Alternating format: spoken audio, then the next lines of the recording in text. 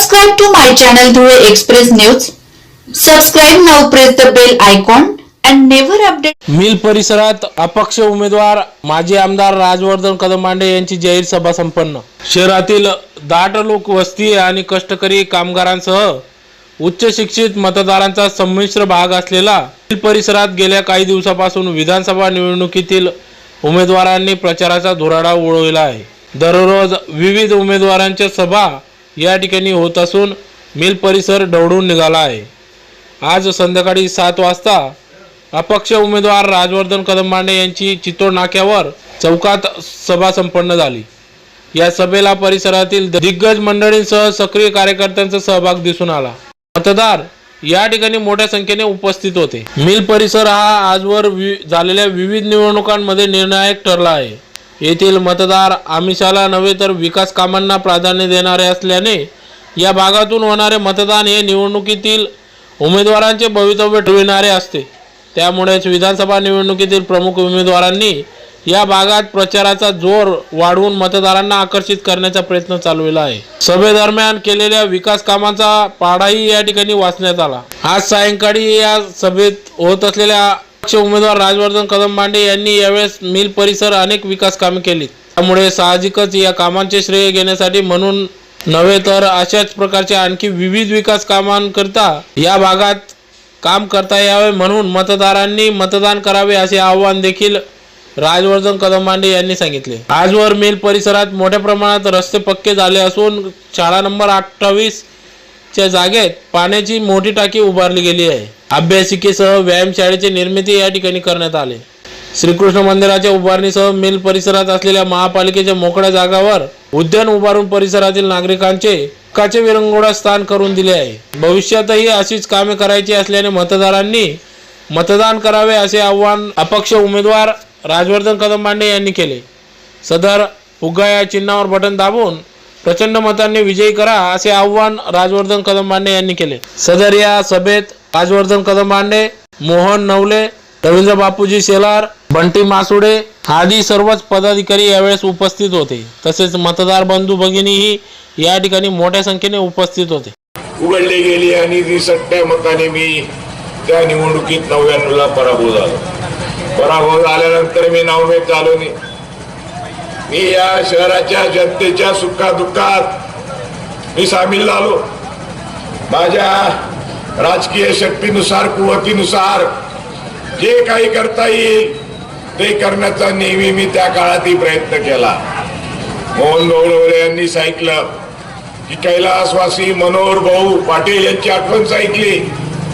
ज्यावेळी रासकर नगर, इके नगर, railway station वरच्या झोपड्या आणि या संपूर्ण मिल परिसर ज्यावेळेस त्या काळाचे लोकप्रतिनिधी विचिराट करायला ज्यांनी विडा घेतला, नोटिसा आल्या, त्यावेळेस आपल्या बाजूने खंबीरपणे त्यावेळेस विरोधी पक्ष नेते मोहन भाऊ नवले महापालिकेचे आणि आम्ही त्या झोपड्या आणि ते घर उद्ध्वस्त करण्यासाठी आम्ही त्यावेळेस ते थांबवलं।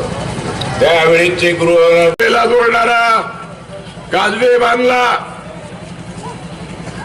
साखरीकडून, सुरत कडून येणाऱ्या ट्रॅफिकला आणि आग्र्याकडून आणि देवपूर वासियांना गावात येण्यासाठी कुमारनगर ते शिंदे कॅम्प हा नवीन पूल मी त्यावेळेस निर्माण केला। CRF योजनेमधनं मोराने ते गोंदूर जोडणारा रस्ता मी तयार केला। एवढंच नव्हे तर धुळे शहरामध्ये 18 कोटी रुपये खर्च करून वाडीभोकर रोडच्या स्टेडियमची निर्मिती केली। धुळे गरुड मैदानावर देशी खेळांसाठी मिनी स्टेडियम तयार केलं, शॉपिंग कॉम्प्लेक्स तयार केलं आणि त्या माध्यमातून शहरातील व्यापार वाढवण्याचं काम मी या शहरामध्ये त्या काळामध्ये केलं। धुळे शहरातील कलावंतांना आणि सांस्कृतिक क्षेत्राला चालना द्यायला पाहिजे म्हणून राजश्री छत्रपती शाहू महाराज नाट्यगृहाची निर्मिती त्या काळामध्ये मी केली। एअर कंडिशन नाट्यगृह उभारलं. धुळे शहराला पिण्याचा पाण्याचा साठा कायम मिळाला पाहिजे म्हणून नकारी तलावाच्या जवळ त्याच्या एवढ्या क्षमतेचा आरंभार तलावाची निर्मिती त्या कालखंडामध्ये मी केली. परंतु 2007-8 साली हे महाभाग प्रकृतीच्या कारणामुळे परत जामिनीवर सुटून आले. जामिनीवर सुटून आल्यानंतर सांगितलं की मला या लोकांनी जेलमध्ये टाकलं. रडले, खोटे आश्वासन दिले. नवले भाऊने सांगितलं की कसं सांगितलं की साने गुरुजींचं स्मारक करू. शिवतीर्थाच्या बाजूला जगात नसेल असा 15 मजली दवाखाना मी तिथं उभा राहील. तिथं 1 मजल्यावर अद्ययावत ब्लड बँक असेल आणि 1 रुपया नामदाराने या शहरातील जनतेची तिथं आरोग्याची तपासणी करेल. कितीतरी असे आश्वासन दिले. परंतु 3दा ज्यांना तुम्ही या शहरामध्ये निवडून दिलं त्यांनी एकही त्यांचा शब्द पाळला नाही. धुळे शहरामध्ये असणाऱ्या रिक्षा चालकांना, मालकांना, टॅक्सी चालकांना, मिल कामगारांना मी घरकुलं देईल, स्वतःच्या मालकीचे सदनिका देईल म्हणून परत 2009 साली धुळे शहराच्या जनतेने त्यांना निवडून दिलं. मनमाड इंदोर रेल्वे मार्गाचं आंदोलन उभं केलं. त्या आंदोलनामध्ये असं धुळ्याला स्वप्न दाखवलं की रेल्वे ही प्रत्यक्ष धुळ्याला 1-2 वर्षामध्ये धावेल. तारीख दिली डिसेंबर 2012ला मनमाड इंदोर रेल्वे लाईन तयार होईल आणि या मार्गाने रेल्वे धावेल. या मार्गातील दळणवळणचा प्रश्न सुटेल, व्यापार वाढेल, उद्योग वाढेल आणि हजारो बेरोजगारांना काम मिळेल असा खोटं स्वप्न दाखवलं. एवढंच नव्हे तर एक महिलांचा या भगिनींचा मोर्चा काढला. त्यांना लालूच दिली की या शहरात 50,000 पिवळे रेशन कार्ड बी वाटणारे म्हणे. स्वतःचे फॉर्म छापले. अरे बाबा, तू काय तहसीलदार आहे का? तू काय पुरवठा अधिकारी आहे का? तू कुठून यांना रेशन कार्ड देणार? असे अनेक थापा मारल्या. एकही रेशन कार्ड यांनी दिलं नाही.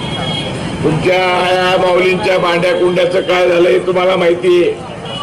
आज साबीर शेठला जाऊन विचारा की बंगारमध्ये किती टन पितळी भांडे, लोखंडी भांडे या महाउद्योगी माणसांनी विकले. कुठे गेले ते भांडे विचारा. धुळे शहरामध्ये त्यावेळेस अनेक सहकारी बँक, नागरी सहकारी बँक या बुडाल्या. इंदिरा बँक असो, तुमचे मर्चंट डिपॉझिटचे पैसे या महाभागाने तुम्हाला परत मिळाले. हा प्रश्न आपल्याला 21 ऑक्टोबरला होणाऱ्या मतदानातून त्याला विचारायचं. असं करून 2009 ते 2014ला परत निवडून आला. Channel Dhule express news subscribe now.